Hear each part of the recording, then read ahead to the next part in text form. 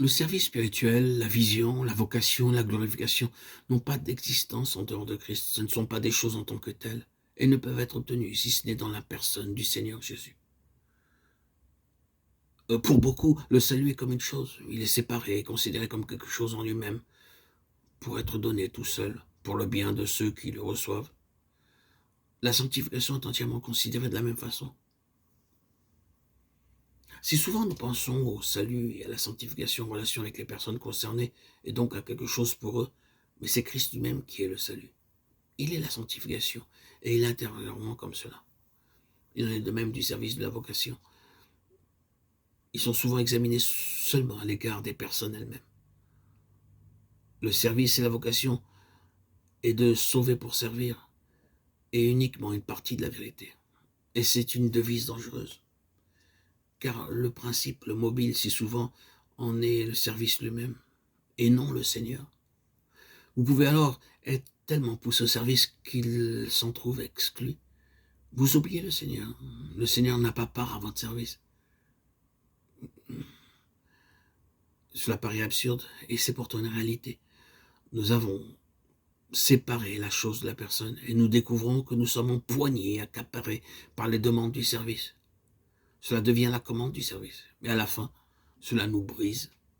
De plus, lorsque le service devient dur et difficile, nous disons que nous voulons l'abandonner, que nous voulons démissionner, montrant alors par conséquent que nous avons séparé le service de la personne et que nous avons été occupés jour après jour avec la chose, l'œuvre, et pas avec le Seigneur lui-même. De même avec la glorification. Oui, cela nous émeut, nous aimons chanter des hymnes au sujet de notre glorification. Mais Dieu a en vue qu'elle commence maintenant, et elle doit commencer maintenant. Qu'est-ce que la glorification? C'est la pleine manifestation de Jésus-Christ en nous. Dieu considère le salut, la sanctification, la vocation, le service, la glorification comme liés à son Fils et sans valeur en dehors de lui. Il est le salut, il est la sanctification, il est notre vocation, il est notre service, il est la glorification. Le salut et la sanctification sont souvent présentés aux gens comme des choses à recevoir pour leur bien, l'objectif étant pour eux de profiter de quelque chose reçu.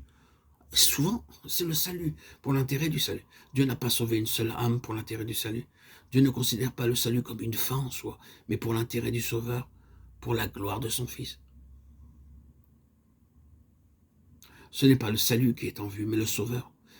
Si les gens se réjouissent du salut simplement comme quelque chose reçu pour leur profit individuel, le plein but sera caché dès le premier pas.